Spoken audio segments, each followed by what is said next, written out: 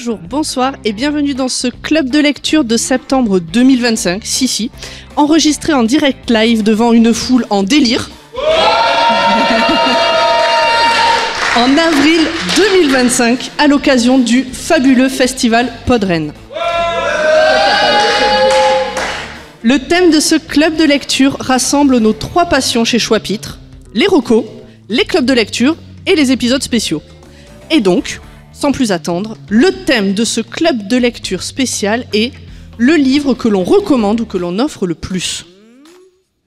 Habituellement, la règle, c'est que le livre dont on va parler doit avoir été fini après l'annonce du thème. Évidemment, pour un thème comme ça, c'était un peu bizarre, donc nous allons vous parler de bouquins que l'on connaît parfois déjà depuis très longtemps. À la fin de ce club de lecture, cher public toujours en délire, vous pourrez, si vous le souhaitez, s'il vous plaît qu'il y ait au moins une personne, venir nous parler de un livre que vous recommandez ou que vous offrez à tout le monde en quelques minutes. Avec moi aujourd'hui, autour de la table, pas du tout virtuelle pour une fois, on peut la toucher, la table, on peut se sentir les unes les autres. Il y a Delphine. Coucou. Alex. Bonjour. Lisa. Salut. Et Aline. Cacou cacou. Et pomme. Ça va les filles? Ça va. Ça va. Toujours. C'est un peu stressé. Et oui, d'habitude on est en pyjama dans nos chambres respectives au moment où on d'habitude enregistre. on tricote et tout, mais là... Et on tricote toujours pendant nos enregistrements, enfin souvent certaines. Est-ce que vous avez trouvé facilement le livre dont vous allez parler ce soir? Non. Oui. Oui. Non, carrément T'as pas. dit non, et les 3 oui. Moi, c'est moi qui vous ai proposé ce thème et j'avais déjà en tête Facile. le livre en question. Ah. Est-ce qu'on attaque? Attaquons. Attaquons. Aline, c'est toi qui commence. Oh bah tiens. Attention pour ta première phrase, virgule. En 1971, l'écrivain américain Richard Brautigan a publié L'avortement. Virgule. Alors la première phrase, hors contexte, est ultra trompeuse. Contrairement à mon habitude dans Choix-Pitre, je ne vais pas parler de droits des femmes. J'ai déjà parlé, par exemple, de la bio de Simone Veil ou encore de la BD sur le procès de Bobigny 1972. Aujourd'hui, je vous parle d'un roman en français de David Fuenquinos, paru en 2016 aux éditions Gallimard et adapté au cinéma en 2019. Je ne peux pas vous assurer de la qualité du film, je ne l'ai pas vu. Donc, en résumé, de quoi ça parle? Ah, je vous ai pas dit de quoi je parlais. Donc, je vous parle du mystère Henri Pic, donc de David Fuenquinos. Donc, en résumé, c'est quoi? En Bretagne, à Crozon plus précisément, Jean-Pierre Gourvec, le bibliothécaire, a décidé de réserver quelques étagères aux manuscrits refusés par les maisons d'édition. Chaque auteurice rejetée a donc au moins cette chance de proposer leurs écrits au public. Jusqu'au jour où une jeune éditrice, Daphné Despero, de retour quelques jours à ses racines, y découvre un manuscrit qu'elle trouve extraordinaire, Les dernières heures d'une histoire d'amour, écrit par un certain Henri Pic. Elle décide de le faire publier et le succès critique et commercial est immédiat. L'auteur, Henri Pic, donc, est en fait le pizzaiolo du village. Malheureusement, il est décédé 2 ans plus tôt. Madeleine, sa veuve, et Joséphine, sa fille, sont plus qu'étonnées car elles ne savaient pas que leur mari/père écrivait et elles ne l'ont même jamais vu lire. Le critique littéraire Jean-Michel Rouche décide alors de mener l'enquête avec Joséphine, persuadée qu'il s'agit d'une vaste fumisterie. Et à la fin, ça saura vous surprendre. Trust me. Voilà, c'était mon avis sur le mystère Henri Pic. Non, plus sérieusement. Alors, je vous le rappelle ou je vous l'apprends, mais je ne suis vraiment pas une très grande lectrice et de toute façon, il paraît que les Français ne savent plus lire ou ne veulent plus lire d'après les sondeurs. Donc, je suis plutôt à l'opposé d'une bookstagrammeuse. Donc, pas désolé si ma critique littéraire n'est pas assez conventionnelle pour vous. Ma rencontre avec ce livre a été un hasard total. J'étais à la médiathèque et je regardais les bouquins comme ça sur les étagères. Et le nom de Fuenquinos ne m'était pas inconnu, même si je n'en avais pas encore lu. Il a entre autres écrit La délicatesse et Charlotte, qui a gagné le Renaudot et le prix Goncourt des lycéens en 2015. À la base, comme je ne lis pas beaucoup, les livres à prix, j'ai un sacré a priori. Je pense que c'est pas fait pour moi. Et puis un jour, j'ai lu L'Anomalie de Hervé Letellier, un Goncourt aux éditions Gallimard également. Pareil, gros a priori sur ces livres avec leur, je sais pas si vous voyez, c'est les livres avec les couvertures crème et le liseré bordeaux. Donc pour moi, ça, c'était un no-go total. Je n'étais pas faite pour lire ce genre de livre. Et finalement, je l'ai dévoré et j'en ai même fait une chronique chez Choix-Pitre. C'est vrai. Allez l'écouter. Alors j'en reviens à Henri Pic. Je l'ai quand même pris à la médiathèque pour tester. Et pareil, je l'ai dévoré. Un véritable page-turner pour moi. Une écriture que je dirais ciselée, assez simple, mais pas simpliste, qui m'a embarquée dans cette enquête un peu loufoque. On est vraiment ancré dans le réel. Exit l'ASF et la fantaisie, désolé Dani. Et on est en fait dans la campagne bretonne, plutôt sympathique, balayée par le vent, avec des gens que je qualifierais de normaux, sans caricature ni fioriture. Et ce n'est pas un hasard si Fuenquinos et le mystère Henri Pic en particulier est adapté et adaptable au cinéma.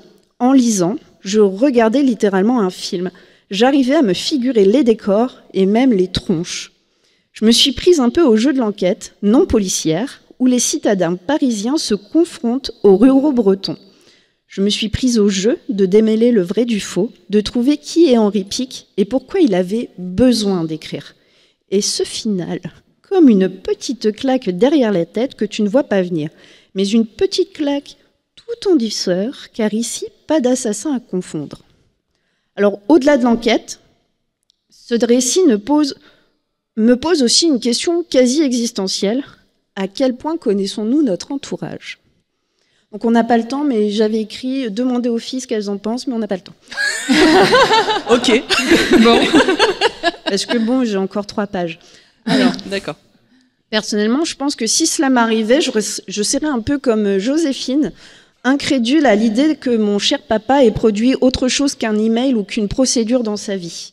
Et là, on a affaire à un petit secret de famille, tout mignon, presque inoffensif. Quoique, le succès littéraire, ça peut aussi monter à la tête. Et dans ce livre, justement, l'auteur y fait, entre les lignes, la critique de l'univers pseudo-élitiste des maisons d'édition et des critiques littéraires, les mécanismes que je qualifierais de très arbitraires de ce monde. Il répond donc en partie à mon angoisse de non-liseuse qui a peur des couvertures crème à liseré bordeaux. Surtout, j'ai quelques amis et connaissances qui se sont essayés à écrire et qui m'ont envoyé des manuscrits, qui ont aussi une sacrée collection de lettres de refus. J'ai donc eu une pensée toute particulière pour les copains qui espèrent un jour sortir du lot comme Henri Pic.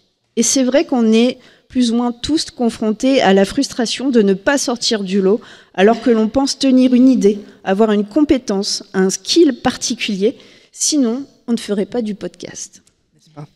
Et peut-être que ce livre m'a aussi permis de me dire que parfois, la persévérance, ça paye, même qu'avant toute chose, il faut surtout prendre du plaisir à ce qu'on fait. Surtout quand il s'agit de passion, quand on veut écrire, qu'on veut dessiner, qu'on veut faire du podcast, il ne faut surtout pas que ça devienne une source de douleur. C'est ok de faire une pause, c'est ok de ne pas rencontrer un succès fulgurant. Si tu t'amuses un peu, c'est le principal. Mais ok, on est d'accord, ça fait toujours plaisir d'avoir quelques stats positives. Et ce qui pourrait être aussi un peu fun dans le mystère Henri Pic, c'est que le livre a été écrit avant le Covid, avant que nous soyons pour la plupart assignés à notre canapé, avant que beaucoup se soient pris de passion pour la boulangerie maison ou la création de bijoux en pâte Fimo, avant que de nombreuses Françaises et nombreux Français se soient mis à écrire et que ces mêmes maisons d'édition aient croulé sous les manuscrits. Les étagères de la bibliothèque de Crozon auraient été très certainement craquées sous le poids de tout ce papier. Et puis parfois, le succès de librairie tient aussi du coup de chance. Ça donne une vague lueur d'espoir, mais il en faut beaucoup pour être l'aiguille de cette botte de foin. En conclusion, je recommande à tout le monde le mystère Henri Pic, même à ta belle-mère. Et pour l'anecdote, mon chéri me demandait justement quoi offrir à ma mère à Noël. Et comme elle a de la chance d'être à la retraite, elle s'est remise à lire. Et ben parfait, quelle occasion, tu pourras en témoigner, elle l'a lu quasi d'une traite aussi. Alors je n'ai pas la plume de Fuenquinos ou de Letellier, je n'ai pas l'imagination nécessaire et suffisante à écrire moi-même des histoires, mais j'ai pris un très grand plaisir à lire ce livre. Pour reprendre la première phrase du livre, en 1971, l'écrivain américain Richard Brautigan a publié L'avortement. Alors sans rien dévoiler de l'intrigue, cela fait directement référence à la bibliothèque des ouvrages non publiés. Alors est-ce que j'ai réussi à vous convaincre de lire Le Mystère Henri Pic? Alors on va faire un concours, celui qui lève le premier le bras. Eh ben Gawen, j'ai un truc pour toi. Oh.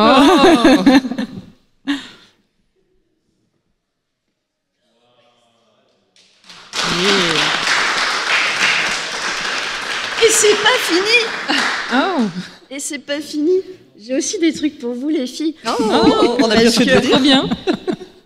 J'aime bien aussi offrir des monsieur madame parce que je trouve que c'est aussi l'occasion un peu de mettre en lumière les caractères de chacune et chacun, enfin au moins de ce que je pense de vous. J'ai peur. Ouais, Là, ça fout la pression de ouf. Alors attendez, c'était qui déjà? Ça c'est pour Lisa.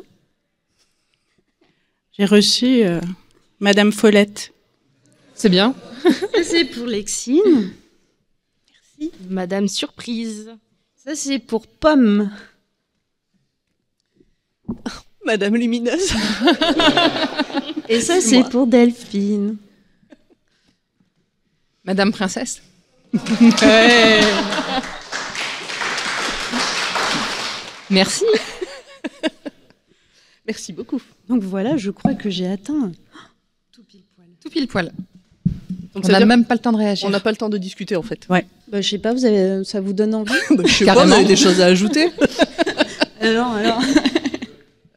Je crois que j'en ai entendu parler récemment de ce bouquin, mais alors j'arrive pas à remettre. C'est peut-être Aline qui t'en a parlé un jour en essayant Ben de te le voilà, vendre. peut-être. Sur le Discord d'hier, peut-être. Non, bien avant. Les filles, vous avez des choses à rajouter, des questions à poser à Aline, des commentaires? Très vite. Très vite. Non, mais le début me rappelle un peu le début du cimetière des livres oubliés dans Carlos Ruiz Zafón. La trilogie du cimetière, justement, ce côté, les livres oubliés que quelqu'un va chercher. Et du coup, c'est assez attirant, je trouve, comme début d'histoire. Après, je sais pas si je serais une lectrice de manuscrits non publiés. S'ils n'ont pas été publiés, des fois, il y a une raison. Des fois c'est dommage, mais des fois, il y a une raison. Est-ce que tu recommandes à tout âge? Est-ce qu'il faut avoir un certain âge pour lire ce livre? C'est la question Je rituelle. pense qu'il faut savoir lire et comprendre ce que tu lis. Donc, je dirais déjà vers 15 ans, 16 ans, c'est pas mal ce bouquin-là. Ok, très bien.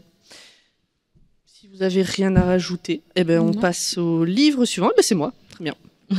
Quel hasard. Attendez, il faut que j'ouvre mon truc du coup. Vas-y, ouvre ton truc.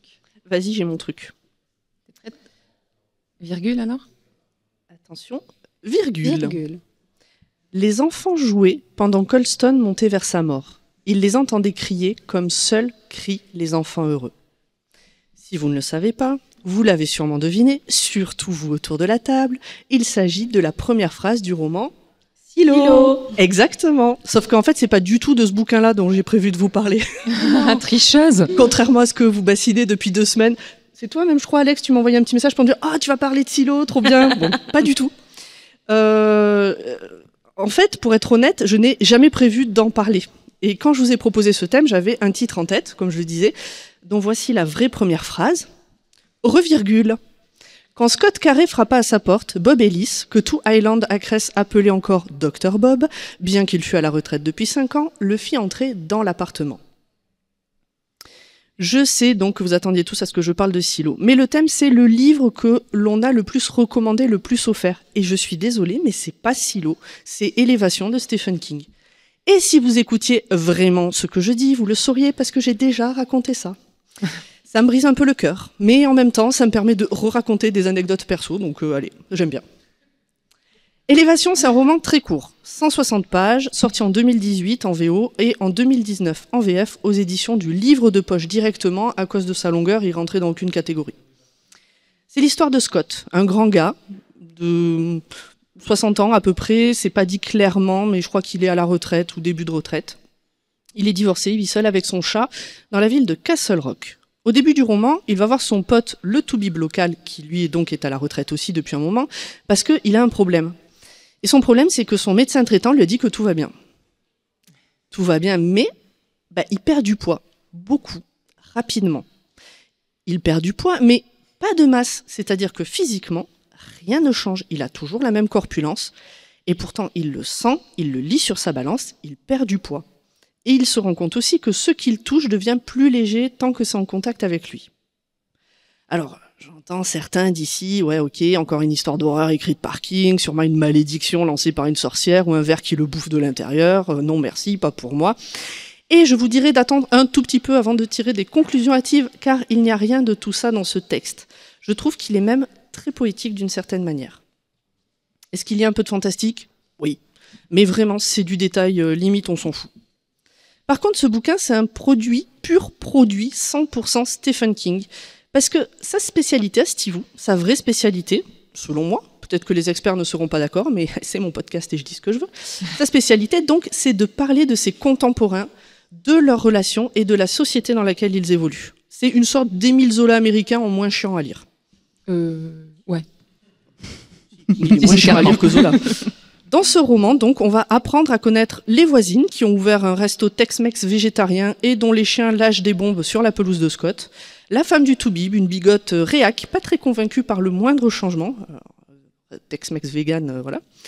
Scott lui-même, qui a ses a priori. Son pote, le toubib, etc., etc. On va vivre les points positifs des petites villes où tout le monde se connaît et se soutient. Et puis les points négatifs des petites villes où tout le monde se connaît. Et maintenant, allez lire le livre. Hein. Je vais pas tout raconter ici. Moi, ce livre, je l'ai découvert à l'automne 2019 pour préparer un épisode du podcast Le Roi Steven. Allez écouter Le Roi Steven. C'était un week-end de pluie, j'ai passé 2 jours entre ma couette et mon plaid. C'était le livre parfait. Pour Noël 2019, 10 personnes de mes proches ont trouvé ce livre sous le sapin. Est-ce qu'ils ont tous aimé ? Bien sûr que non. Je ne pense pas en tout cas. Ils ont tous été polis. Ça c'est sûr. Mais c'est pas grave. Heureusement qu'on n'aime pas tous les mêmes livres et heureusement qu'on s'offre des choses que peut-être on n'aimera pas, parce que peut-être qu'on aimera au final. Pourquoi je conseille et j'offre plus ce livre que Silo par exemple, qui m'a beaucoup plus marqué ? Déjà parce que je l'aime bien, ce livre, mais aussi parce qu'il est court et qu'il est plus accessible tant au niveau de l'histoire que du style. Il s'adresse donc à plus de personnes, il me semble. Donc c'est le moment de prendre vos petits carnets et vos stylos pour noter. Je viens de vous parler d'Élévation de Stephen King, Je viens de vous parler d'Élévation de Stephen King, qui est disponible aux éditions du Livre de Poche. Et je finirai par ce conseil, une fois que vous aurez fini Élévation, lisez Silo. Tu vois ? On a parlé quand même. Évidemment que j'en ai parlé, vous attendiez que ça. On aurait été déçus. Le lisez Silo, vraiment, c'est... Lisez Silo. Est-ce que vous connaissez ce livre ? Est-ce que vous l'avez lu ? Pas encore ? Moi, je l'ai déjà lu, j'ai Oui. beaucoup aimé. Connu, pas lu. Toi, tu as lu, t'as Ouais, beaucoup je l'ai aimé. Toi, tu connais, t'as pas lu. Connu et vous l'avez lu pour moi, donc c'est bien. T'as écouté l'épisode. J'ai écouté le podcast. Ouais. Toi, Alex. Je l'ai lu et j'ai apprécié. Ah, je suis pas la seule. Et c'est pas moi qui voulais offert normalement. Non.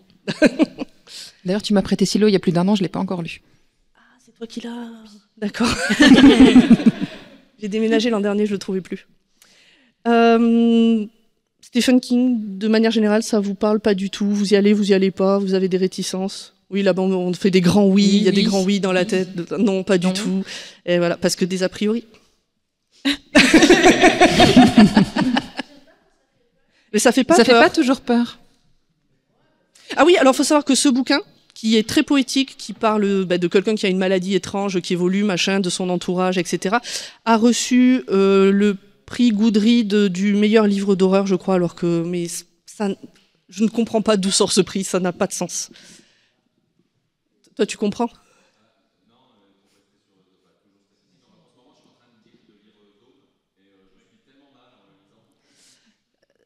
Il y en a qui font peur. Mais pas tous. C'est ça, et je trouve qu'il est très fort pour écrire ce que vivent ses contemporains, ce qui pourrait se passer, ce qui a pu se passer, et l'horreur, parfois, c'est juste l'humain. En tout cas, Élévation, il y a 0 horreur, c'est très joli. Vraiment. Je te l'offrirai peut-être. Je l'ai pas sur moi, par contre, j'ai pas fait comme Aline, j'ai pas prévu de l'offrir, je suis désolée. On s'était pas concerté. Ok. Il y en a qui achètent le public. Ouais. Mais il n'y a pas un concours à la fin de... Non, mais Non. c'est tout. Ok. Vous avez à réagir Moi, Stephen King, le premier et peut-être le seul que j'ai lu en entier, c'était La part des ténèbres. Et du coup, ouais. Alors c'est, je crois, Autante. en écoutant le podcast, c'est à l'époque où Stephen King arrête les stupéfiants et du coup, il devient sobre côté produits chimiques, pas alcool encore. Et du coup, dans La part des ténèbres, il y a une espèce de double maléfique qui est en fait son passé et qui commet des meurtres et tout. Et c'est assez gore, bizarre. Et c'était un peu dur. Je l'ai peut-être lu trop tôt aussi. Ouais, ou peut-être 12 ans, c'était trop tôt. Ah oui, Oui, il y en a, tu peux lire du Stephen King à 12 ans, mais celui-là, il est long, il est un peu chiant. Enfin, je trouve, pardon. Mais, moi, je le trouve un peu chiant. Il est vraiment pas drôle. Mais du coup, Élévation à 12 ans, c'est bon ou... Oui. Ah non, mais vraiment, il est pareil. Mais comme tu disais, il faut. Est-ce qu'une personne de 12 ans appréciera l'histoire en elle-même? Je sais pas, mais par contre, c'est safe. Oui. C'est totalement safe. Il n'y aurait pas la compréhension du sous-titre ou du sous-texte Peut-être pas, mais ça reste une sorte de conte un peu poétique, en fait. Ouais. Ok. Lisez Silo. Lisez Élévation. c'est pour ça qu'on pensait à Silo spontanément. Il y a du réflexe. Ok. Bon, si on n'a rien à ajouter, on passe à la suite. C'est parti. Et donc, la personne suivante, c'est toi, Delphine? Non, c'est pas moi. C'est parce qu'il faut que je... C'est Lexine. C'est Moi. Lexine. Allez, Lexine, c'est à toi. Attention, virgule. Oui, on fait les virgules à la bouche parce qu'on les a pas prévues de les lancer. On a oublié de les Et prévoir. on pense à tous les misophones. 3 anneaux pour les rois elfes sous le ciel, 7 pour les seigneurs nains dans leur demeure de pierre. Non, je suis vraiment... 9 pour les hommes mortels destinés au trépas, 1 pour le seigneur ténébreux sur son sombre trône, dans le pays du Mordor où s'étendent les ombres. Un anneau pour les gouverner tous, un anneau pour les trouver, un anneau pour les amener tous et dans les ténèbres les lier, au pays de Mordor où s'étendent les ombres. Tu le connais pas encore par cœur? À une époque, oui, maintenant, ça fait 2 ans que je ne l'ai pas relu. Oh. Donc bon, vous aurez deviné peut-être de quel livre je vais vous parler, au hasard. Non. Non, personne. Martin Ouais, à la Personne ferme. de là. Ah, on se rapproche. C'est pas George Martin, ça ressemble. Non, c'est évidemment Le Seigneur des Anneaux de Tolkien, et en l'occurrence le premier tome, La Communauté de l'Anneau, parce qu'il faut bien commencer quelque part, même si c'est peut-être pas le bon roman de son univers pour commencer vraiment. Je tiens à dire sur la couverture, enfin le 4e de couverture, que c'est à partir de 11 ans. Et ce qui est un petit peu intéressant pour moi, c'est qu'on me l'a offert pour mes 11 ans. C'est un camarade de classe qui me l'a offert avec beaucoup d'autres livres. Et à l'époque, je lisais déjà beaucoup. Et je suis pas forcément d'accord avec le à partir de 11 ans. J'aurais peut-être dit 2-3 ans plus tard, parce que c'est un livre qui est assez conséquent. Et si je ne l'offre pas forcément beaucoup, parce que c'est quand même un gros morceau à offrir, je le prête énormément. Ça compte. Donc, C'est bon. il a beaucoup de vécu. Si vous le voyez, les pages sont jaunies, presque tachées. Ça fait plus de 20 ans que je l'ai, parce que là, j'avance. Et pour moi, c'est un livre qui est très intéressant, même si elle a toute la dichotomie, le bien, le mal. C'est vraiment les gentils contre les méchants dans cette trilogie, finalement, qui contient La Communauté de l'Anneau, Les 2 Tours, puis Le Retour du Roi. Je vais dire Le Retour du Jedi, ça va. J'ai dû me concentrer. Et après, dans cet univers, il y a le Hobbit, qui est peut-être plus accessible à partir de 11 ans en réalité, et qui est une préquelle. Et après, il y a le Silmarillion, c'est un peu le mode avancé, le mode expert, voilà, qui est encore une préquelle, mais là, pour le coup, ça décrit des généalogies. Et en fait, cette histoire, eh bien, c'est l'histoire du mal qui avance tranquillement dans le monde sous la personne de Sauron, sous le personnage de Sauron, en fait, qui a qui a le pouvoir sous la forme d'un anneau qu'il a forgé en secret, tout en donnant des anneaux un peu moins bien à tous les autres peuples, elfes, nains et mortels. Et donc, ce qui s'est passé, c'est que on est assez proche de la fin du monde, en fait. Il y a une sorte de 5 minutes to midnight, on y est. Et dans l'endroit le plus paisible de tout le monde qu'il y a, qui est donc la comté, où vivent les semi-hommes, donc les hobbits, il va y avoir le chaos qui va arriver sous la forme de Gandalf, un magicien, qui va aller voir un semi-homme et lui dire, écoute, voilà, en fait, je t'explique, ton oncle, ton cousin préféré, il a récupéré un anneau il y a une paire d'années maintenant. Et cet anneau, en fait, il va falloir qu'on l'exfiltre et qu'on le détruise. Et c'est une mission, un peu une mission suicide, et donc il constitue une communauté très éclectique. Voilà, constituée, c'est très éclectique dans le sens où il y a un nain, un elfe, un humain. Qui rentre dans un bar. Oui, le poney fringant, en l'occurrence. Voilà. 4 hobbits au final. Ça, ils sont surreprésentés au final. Les quotas. Pas une meuf. Oui, par contre, ils passent pas le test. Il y a très très peu de femmes nommées, de femmes qui ont des dialogues et tout. Bon, c'est un très vieux livre, hein, il date de 1966, si j'ai bonne mémoire. Ouais, première publication en 66. Traduit en 72 en français et illustré en 88 aux éditions Gallimard. Et cette présente édition 2000 chez Gallimard. Voilà.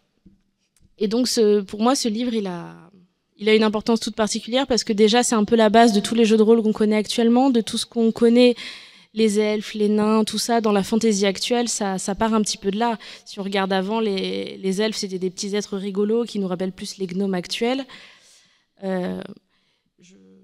Avec l'âge, j'y vois une critique de certains régimes, peut-être. Peut-être c'est moi qui le vois, mais j'ai toujours aimé ce voyage dans l'imaginaire avec un tome 1 qui est peut-être un peu plus difficile à lire que les autres, un tome 2 qui va plus dans l'aventure et un tome 3 avec que des résolutions épiques pour tous les personnages. Tout le monde a des fins absolument incroyables et j'avais apprécié ce voyage et donc je le recommande toujours aux gens et j'essaye de le prêter à un maximum de personnes.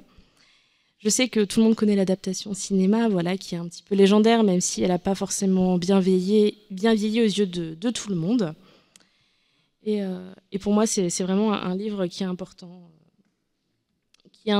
et qui est peut-être, je dirais pas important de connaître, mais en tout cas, c'est un univers qu'il est intéressant de connaître si on veut comprendre la fantaisie telle qu'elle existe. Et après, ça fait une bonne approche pour le jeu de rôle. Voilà. Je sais pas trop quoi dire de plus. J'ai pas préparé aussi bien mon texte que mes camarades, mais voilà, c'est un conseil que je fais toujours avec le cœur, en tout cas. Là, c'est vraiment l'enfant de 11 ans qui le lisait à la frontale dans son lit qui vous parle. Je crois que c'est la première fois que j'entends quelqu'un faire le résumé de ce bouquin tellement autour de moi, tout le monde sait de quoi ça parle. Non mais sérieux, je pense que c'est la première fois que j'entends quelqu'un faire un résumé de qu'est-ce que c'est de l'histoire du Seigneur des Anneaux. Bravo. Ouais, mais c'est sans.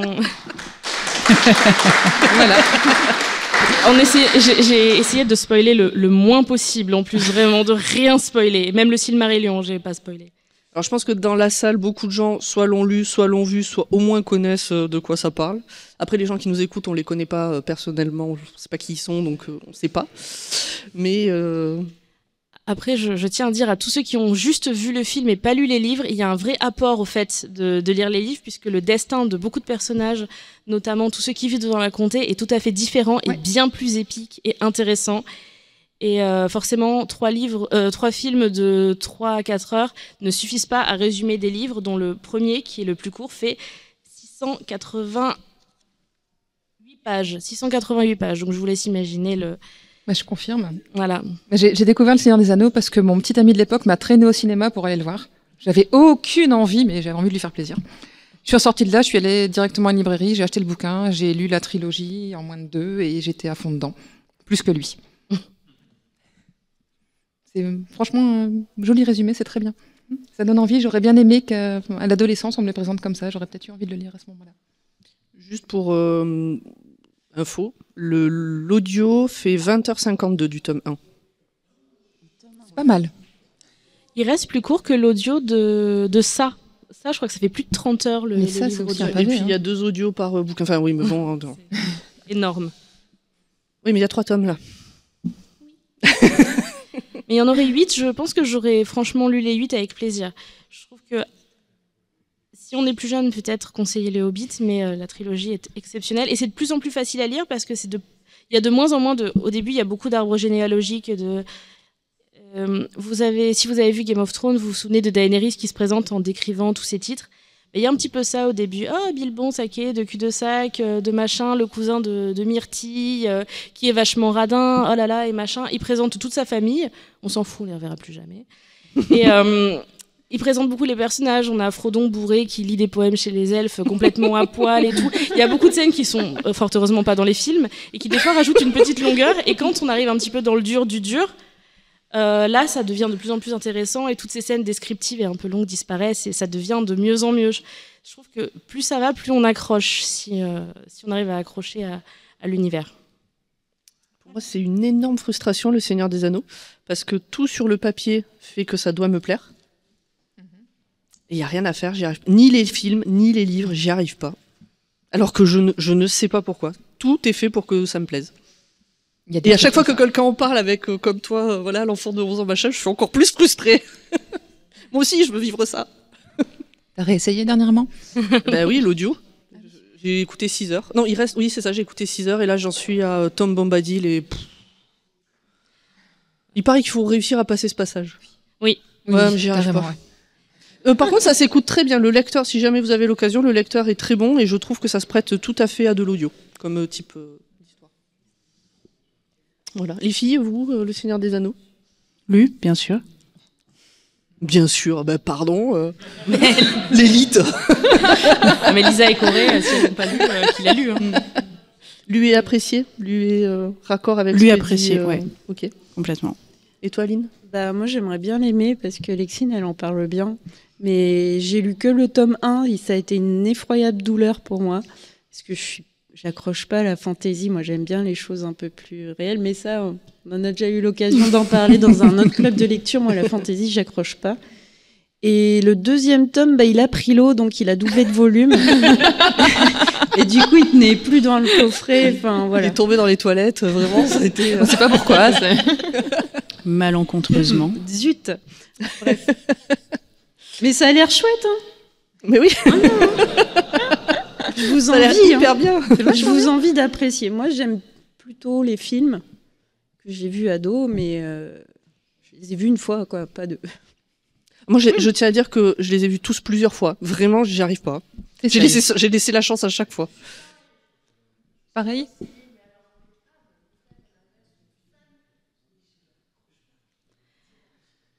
C'est tout, c'est comme ça. On va Oui, arrêter de se forcer. On n'est pas obligé de tout aimer tout le temps. Il y a assez de gens qui aiment. C'est bon.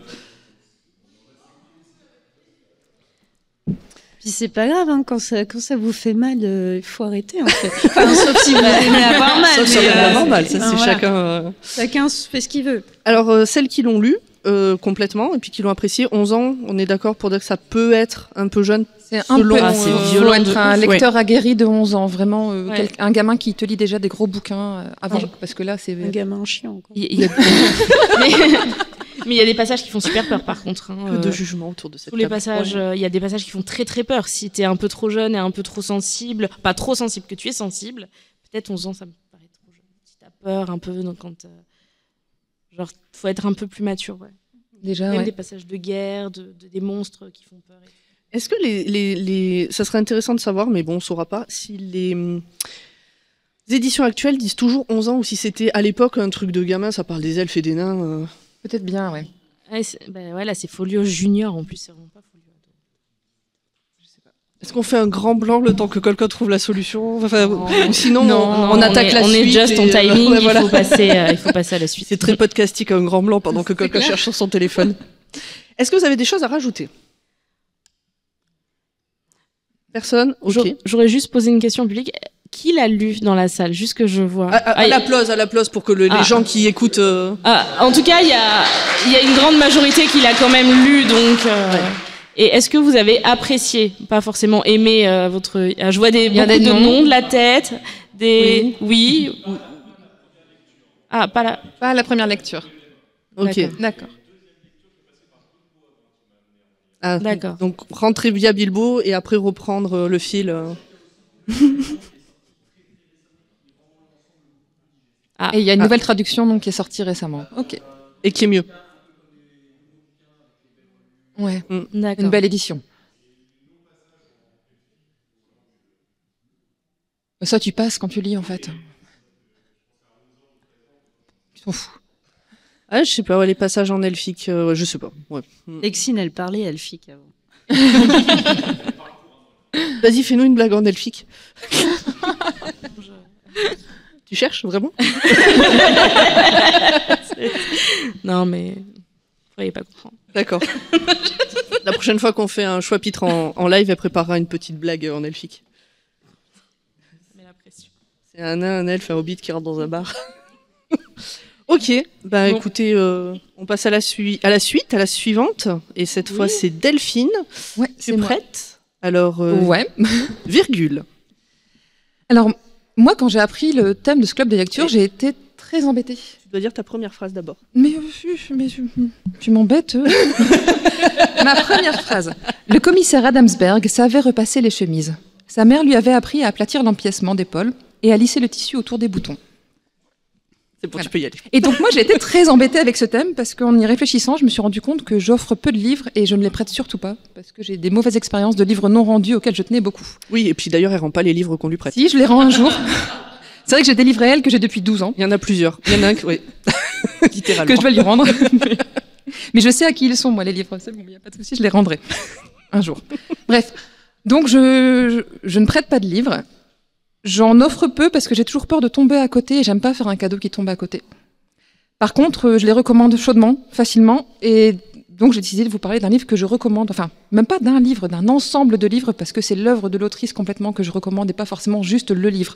Donc là, ceux qui connaissent un peu les polars récents auront connu l'œuvre de Fred Vargas, voilà, qui est une autrice que j'aime beaucoup. Et là, la phrase est extraite du roman Un lieu incertain, qui est si je ne me trompe pas, je l'avais écrit quelque part.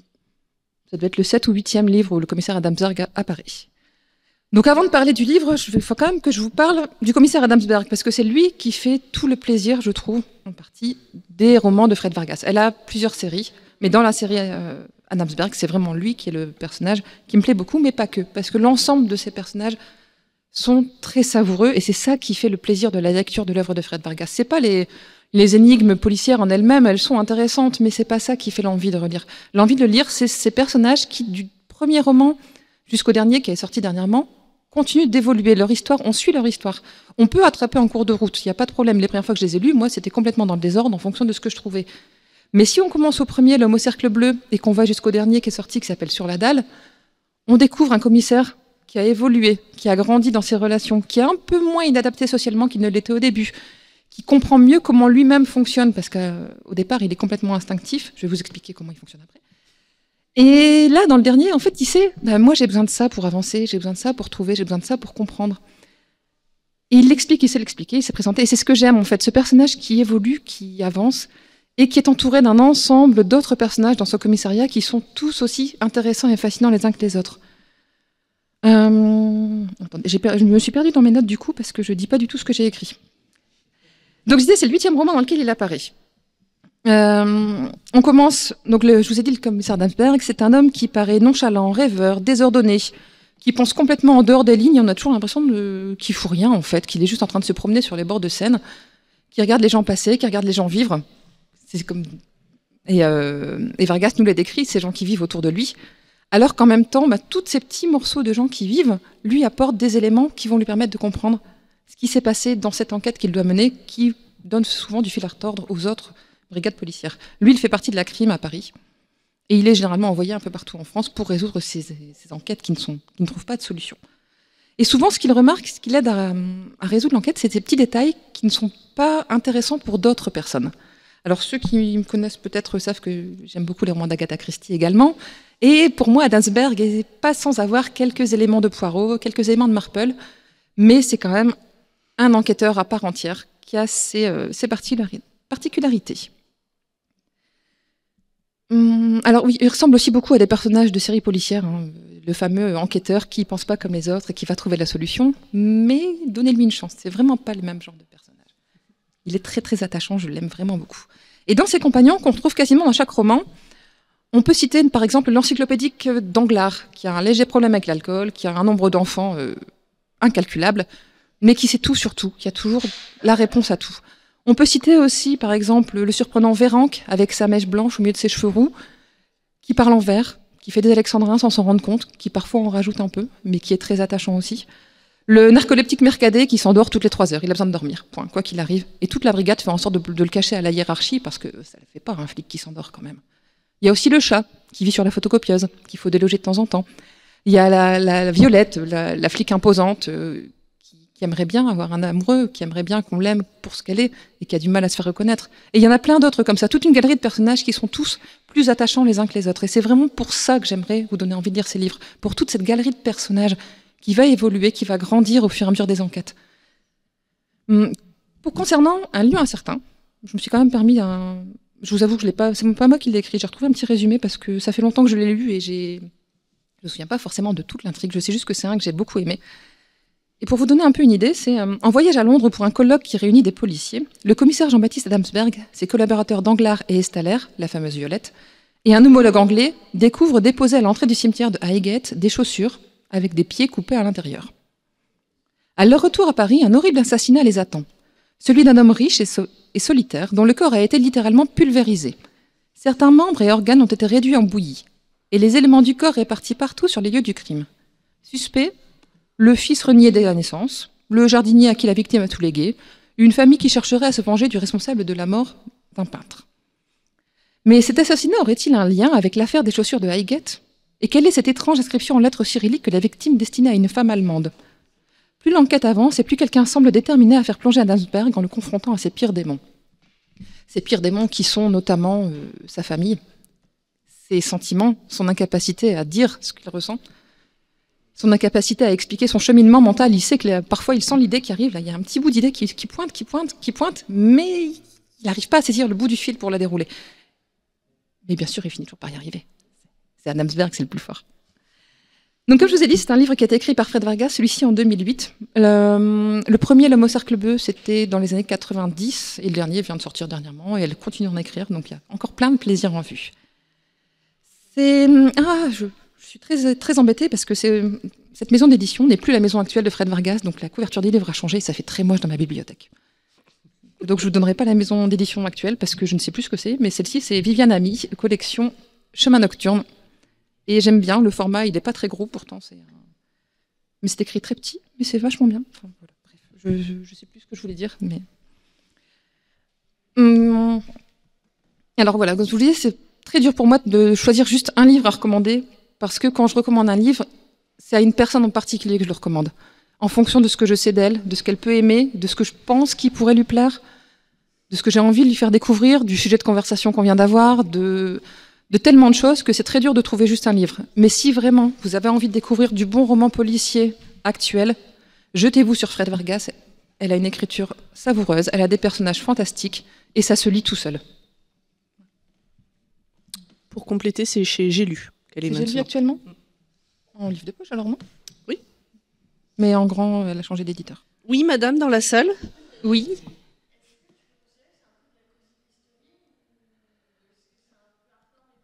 C'est pas hardcore, mais c'est pas vraiment du cosy mystery non plus. C'est vraiment du policier, pur policier. Attends, c'est pas hardcore ? T'as parlé d'organes. Oui, non, mais... ça, c'est juste chacun son... Tu vois. C'est pas hardcore, c'est pas... Parfois, on pourrait croire qu'il y a un peu de fantastique, mais pas vraiment, parce que tout s'explique de manière complètement... Oh bah super, les spoils, quoi.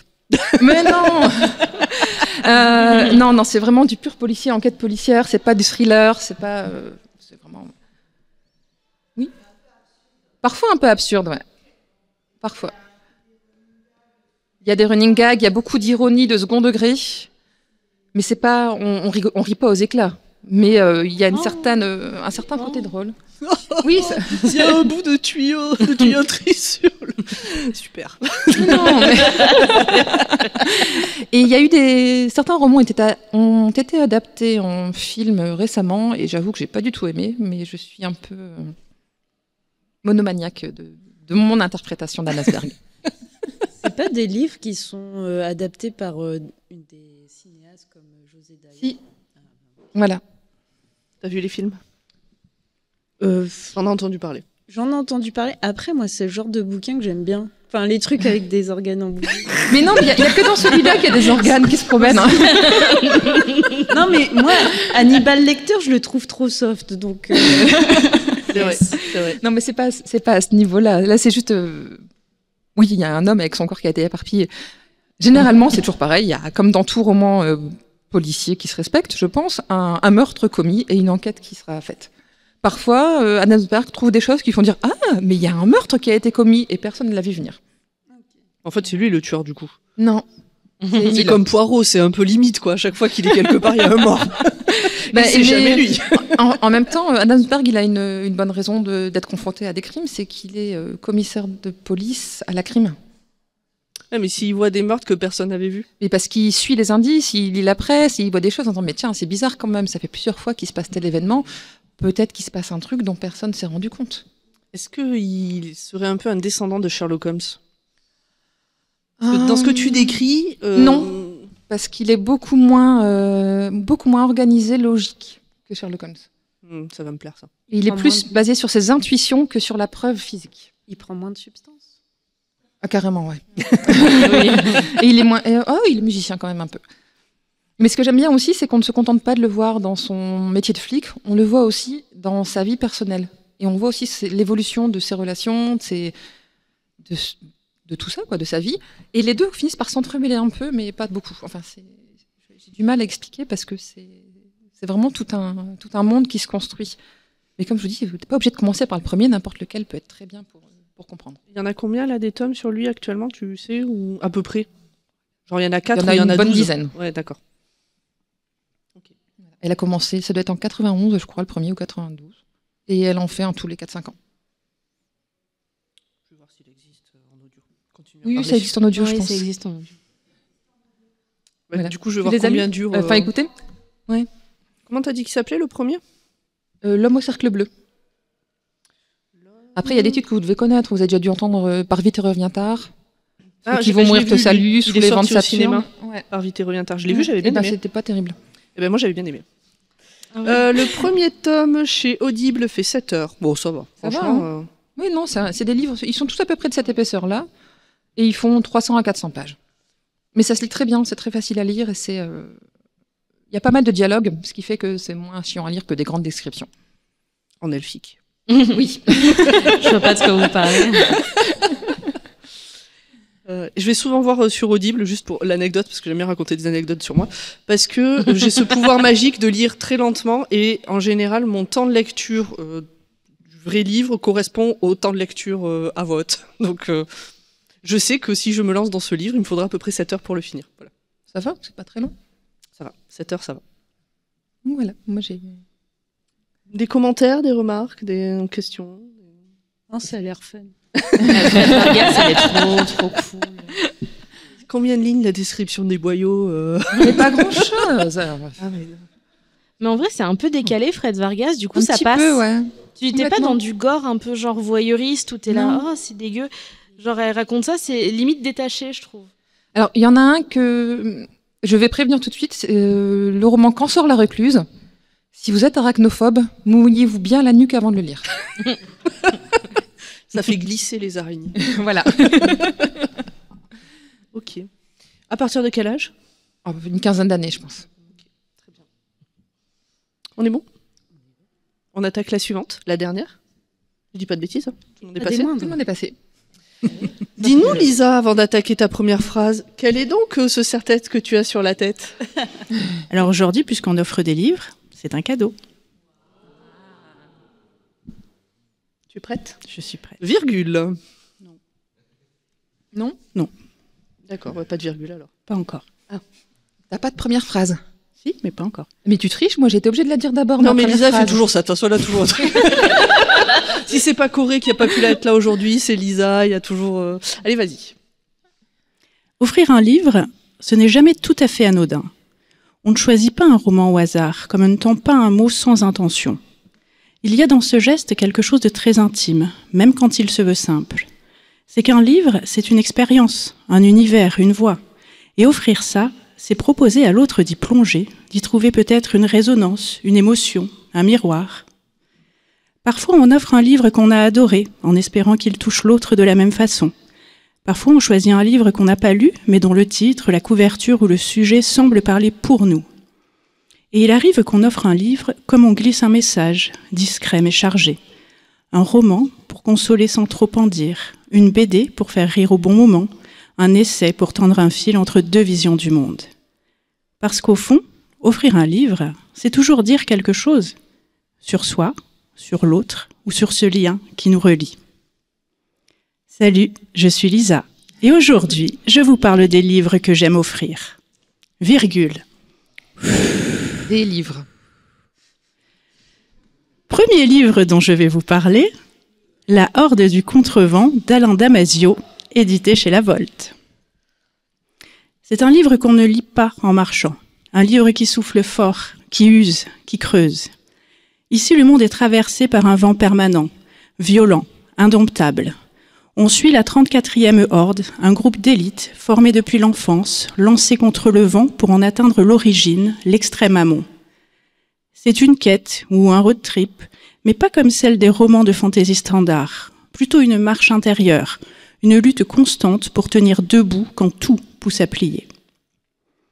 Chaque membre de la Horde prend la parole tour à tour, chaque voix porte une fonction, une manière de penser, de ressentir, d'avancer. Damasio joue avec le langage, il le tord, le charge, l'invente. C'est poétique et c'est lourd à la fois. La Horde du Contrevent n'est pas un roman de confort, mais c'est aussi pour ça qu'on l'offre. Parce qu'au-delà de la poésie et des beaux mots, on peut y puiser de la force. Ça, c'est pour celles qui seront sensibles à la quête, à la poésie. Mais il y en a toujours qui trouvent que ce n'est pas assez réel. Virgule. Colin essaya la porte, mais elle était fermée. Je leur propose donc Blackout et All Clear de Connie Willis, édité chez Brajlon. On reste dans le voyage, mais on change complètement d'ambiance. Ici, pas de vent, pas de horde, mais des historiens et historiennes venus du futur, envoyés en mission dans l'Angleterre de la Seconde Guerre mondiale pour observer le passé, quand c'était le présent. Des scientifiques du temps, formés, préparés, jusqu'au moment où plus rien ne se passe comme prévu. Ce qui fait la force de ce roman, car oui, Blackout et All Clear ne forment qu'une seule histoire en 2 volumes, c'est leur précision historique assortie d'une narration imbriquée et haletante. On est plongé dans les abris pendant le Blitz, le bombardement de Londres en 40 et 41, on suit des enfants évacués, et on rencontre même, dans un hôpital de la ville, une certaine Agatha Christie, qui fait des recherches sur les poisons. Et au milieu de tout ça, des personnages profondément humains, parfois perdus, parfois drôles, toujours émouvants. C'est un ouvrage d'aller-retour, d'interférence. C'est une saga que j'offre à celles qui aiment le thème du voyage dans le temps, qui cherchent de l'émotion sans renoncer à la rigueur, qui aiment les romans généreux, un peu fous, mais toujours ancrés dans l'humain. Virgule. Ruja, velu, la stature imposante, se leva. Pour celles qui préfèrent un livre plus court, plus incisif, plus facétieux, je propose Le Fils du Dieu de l'Orage d'Arto Pasilina, édité chez Folio. Là, on quitte les vents et les paradoxes temporels pour entrer dans un tout autre orage. Un orage venu du Nord, absurde, loufoque, païen et terriblement drôle. Le Fils du Dieu de l'Orage, c'est un petit concentré d'humour finlandais, teinté de mythologie, de satire sociale et d'un brin de chaos bienvenu. Le dieu Yuko, lassé des cieux et des mortels déconnectés, envoie son fils sur terre pour remettre un peu d'ordre. Et disons que les choses ne vont pas se passer exactement comme prévu. Le roman est court, rapide et diablement efficace. C'est une critique à peine voilée des institutions, des travers de notre modernité, mais traitée avec une légèreté joyeuse, presque contagieuse. On croise des bureaucrates dépassés, des fidèles un peu trop zélés, et toujours ce ton très nordique, détaché, ironique, mais jamais cruel. C'est un livre que j'aime offrir à celles qui ont besoin de souffle, mais cette fois un souffle qui fait rire, qui surprend, qui déstabilise en douceur. Une lecture qui dégonfle un peu l'importance qu'on accorde à nos petites certitudes. Et parfois ça fait du bien aussi. virgule. Le bouton sur son menton fut le premier signe que ses dettes échappaient à tout contrôle. Et si vous me demandiez quelque chose de beaucoup plus ancré dans la réalité, avec mon galant, nous avons commencé à regarder la dernière saison de Black Mirror. Et si c'est aussi votre cas, je vous proposerai Sweet Harmony de Claire North, édité chez Le Bélial. C'est une novella, donc un format court, mais elle frappe fort. On y suit Harmony, une jeune femme parfaitement intégrée dans une société où le corps et l'apparence sont entièrement sous contrôle. Grâce à des implants, des mises à jour, des correctifs biologiques, tout peut être géré en temps réel. L'acné, le poids, l'humeur, le rythme cardiaque. Il suffit de payer ou de s'endetter. Beaucoup. Claire North nous embarque dans un monologue intérieur tendu où la narratrice jongle avec ses pensées, ses applis de régulation corporelle, ses injonctions sociales et son besoin d'exister. C'est brillant, vif, un peu angoissant, mais surtout extrêmement actuel. On y retrouve cette question obsédante, jusqu'où peut-on s'abandonner aux technologies pour mieux fonctionner? Et à quel prix? J'offre ce texte à celles qui aiment la SF, l'anticipation proche, très proche, qui préfèrent les dystopies silencieuses aux grandes explosions et qui apprécient qu'un livre leur glisse quelque chose de dérangeant, sans hausser la voix. Voilà, ce sont quelques-uns des livres que j'aime offrir. Des titres qui m'accompagnent depuis longtemps pour certains, mais dont je n'avais jamais encore parlé au micro de Podcut. Des romans qui, chacun à leur manière, soufflent fort, déroutent, réconfortent ou piquent un peu. Et si cette sélection vous a donné envie d'en entendre plus, je vous invite à aller écouter mes précédentes recommandations, toujours disponibles sur le flux de Choix-Pitre. Bravo, franchement, bravo. Franchement, bravo. Ouais. J'ai pas fini. On y parle de mondes étranges, de bibliomancie, de super-héros en crise, et bref, d'autres façons de voyager entre les pages. Offrir des livres, c'est bon. Mangez-en. C'est bon? Oui, bravo. Je crois qu'on peut lui décerner le prix de la tricheuse en chef. Il en faut toujours une. Hein. Vous ferez ma coiffe la prochaine fois. Moi, je pense à Delphine qui m'a dit mais je vais faire comment? Je sais pas quoi proposer parce que ça dépend de à qui je lui dis oui, mais faut que t'en choisisses qu'un. On a tous fait des choix. Voilà. Choisir, c'est renoncer. La preuve. Bah, on fait comme on veut. Non, Et du coup, à nous, tu offres quoi? Si tu dois offrir à Offrir des l'une de livres. nous, ça serait Pomme, je t'ai offert Terminus. Oui, mais c'est pas dans ta liste. Mais non, j'ai déjà fait un chapitre dessus. J'ai dit que je parlais Non, mais que dans des livres. dans ceux-là. Parce que t'as dit que c'était selon Dans telle ou telle ceux-là, personne. le fils du dieu de l'orage, Ok. la Horde.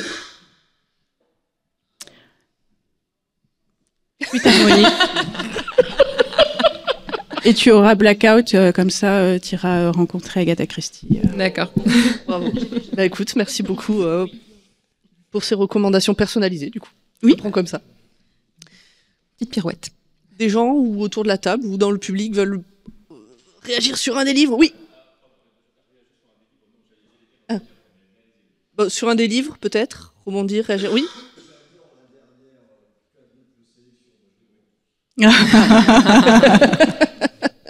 Moi, j'aurais ma petite préférence pour celui avec les scientifiques qui voyagent dans le temps. Blackout. Blackout. Ouais, la brosse Ok. funeste, Ouais, moi l'armée aussi. des oussins, je trouve ça. Non, mais il est excellent. Il est excellent, il n'y a pas de doute.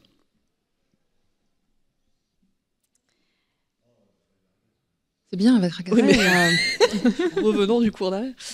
Vous voulez dire quelque chose? Alors, on Ah y bah. arrive, on y arrive. On a un micro. On finit et on y arrive.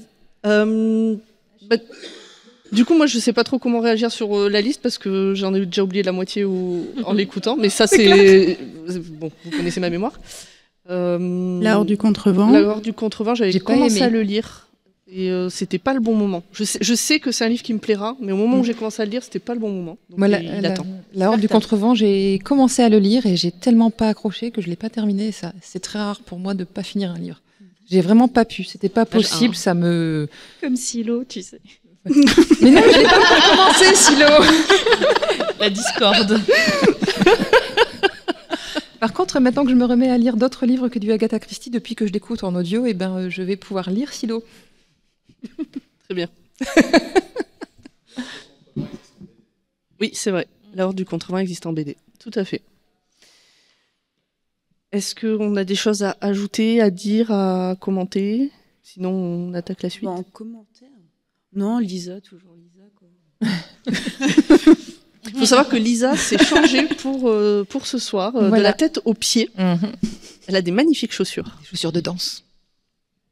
Sur une rumba. C'est ça. Placement de Est-ce produit. que, avant qu'on passe à vos recommandations, est-ce que on a réussi à vous convaincre les unes les autres de prendre... Oui, globalement, oui.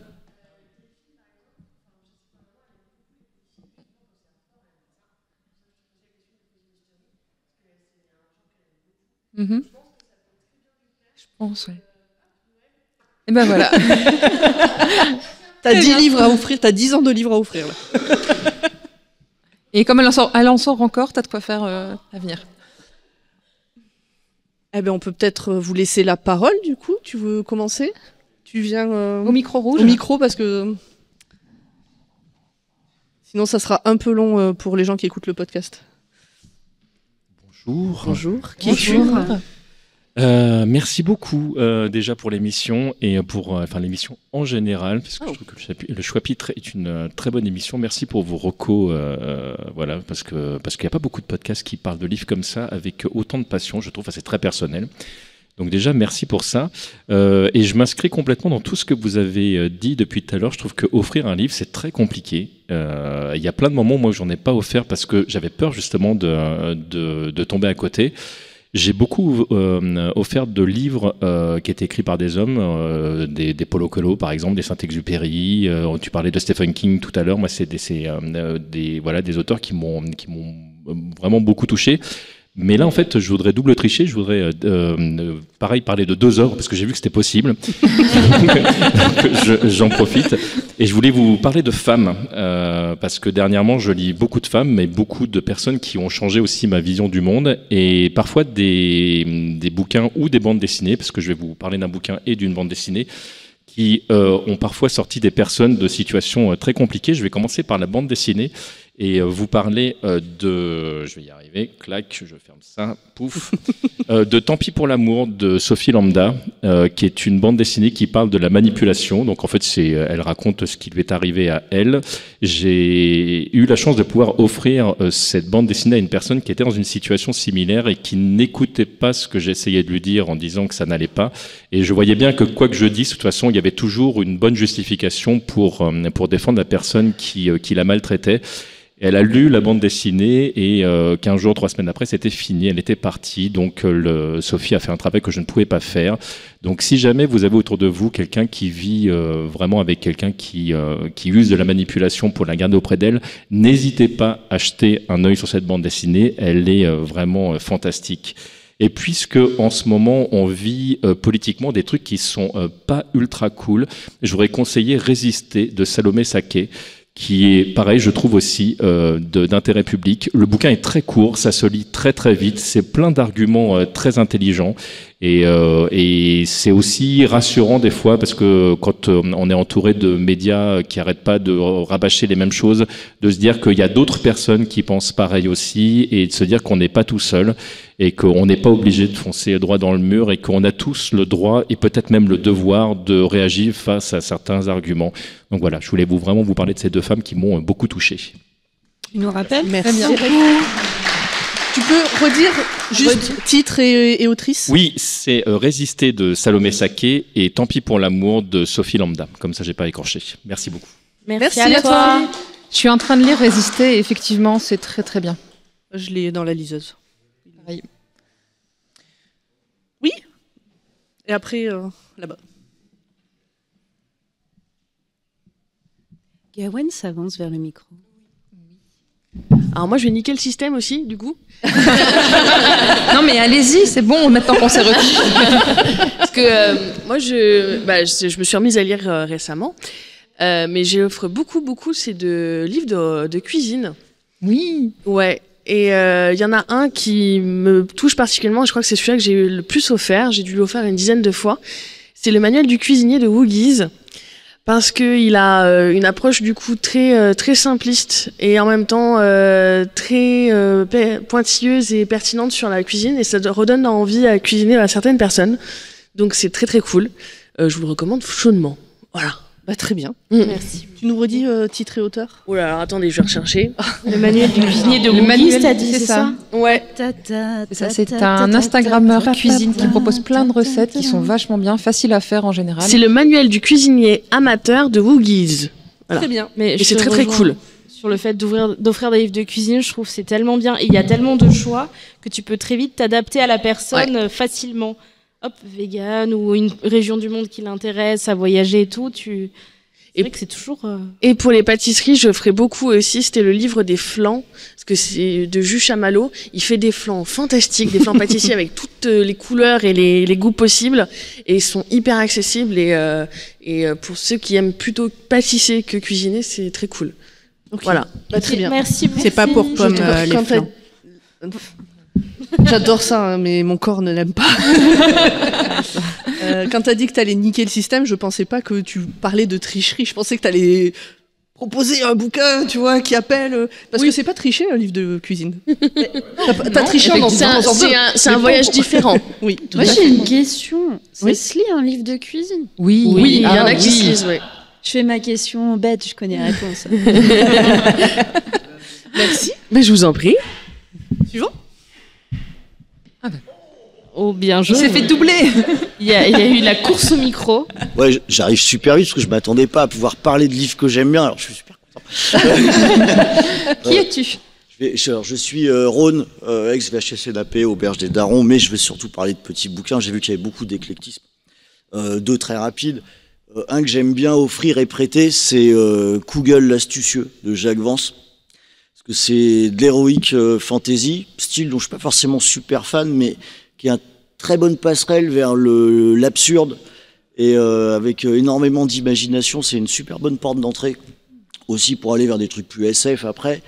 Et ça marche super bien avec les jeunes et avec les gens qui pensent avoir fait le tour sur l'héroïque fantasy. Donc c'est Finir jeune. Google. Jeune, c'est mes enfants, je leur ai filé à 10 ans, quelque chose comme ça. D'accord. Ça a pas mal marché. Tu l'écris comment? Kugel l'astucieux, ou Kugel, je sais pas trop le prononcer. Merci. Tu notes? Oui, je note. Oui, je note des recos depuis tout à l'heure. Oui. Ça, c'est une excellente Je idée. promène pas sur mon téléphone, je prends des notes. Et j'en ai un deuxième vite fait, parce que j'ai vu qu'il y a eu le théorème du multilivre, qui a été ouvert. Je suis une pionnière. Qui est un livre de SF qui est à mon sens pas assez connu et qui, la Horde, est sur un principe un peu similaire. Il s'appelle Le Monde Inverti de Christopher Priest, qui est un auteur anglais pendant l'âge d'or, hein, et qui va raconter l'histoire d'une ville qui se déplace sur des rails et qu'il faut faire avancer pour pas qu'elle parte dans le néant. Et c'est un film qui va parler un livre qui va beaucoup parler de la perception de notre environnement, de comment une société se construit à partir de ce qu'elle pense être vrai. Ok. Et ça se lit tout seul. C'est un auteur hyper intéressant, Christopher Priest, qui a pas fait beaucoup de bouquins, mais qui a fait des nouvelles et quelques romans qui sont, à mon sens, d'un très haut niveau. Ok, ben merci beaucoup. Merci beaucoup. Merci. Quelqu'un d'autre a 1 ou 12 livres à nous recommander, Merlin?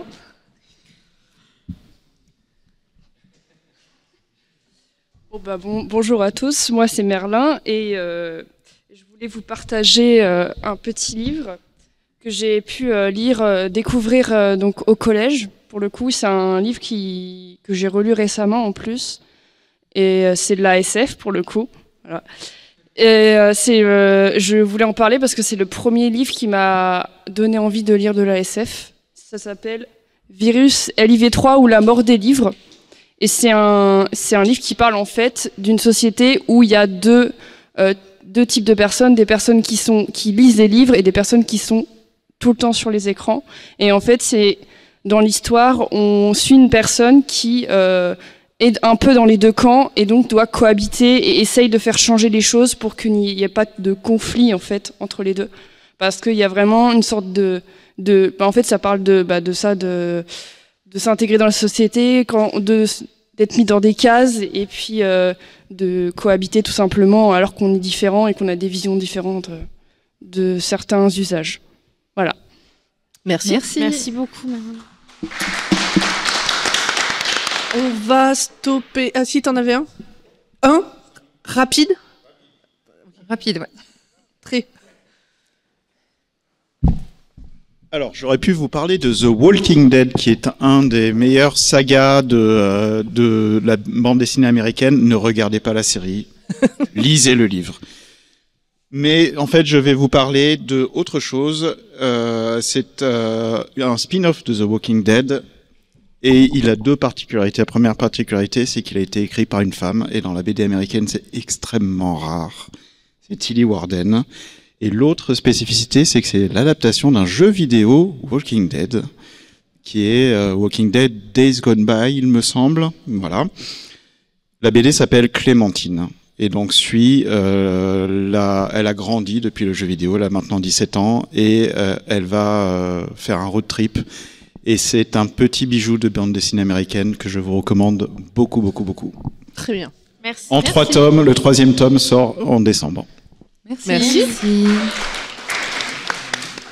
On va clore rapidement en tirant au sort le thème. Du coup, comme cet épisode sort en septembre, le thème du mois de novembre. Et avant ça, pour les gens qui sont dans la salle, pour les gens qui sont pas dans la salle, du coup, ça n'a pas d'intérêt. Les gens qui sont dans la salle, restez dans la salle parce qu'après on fait la photo de groupe. Et après il y a l'after en plus, donc faut vraiment rester dans la salle. Voilà.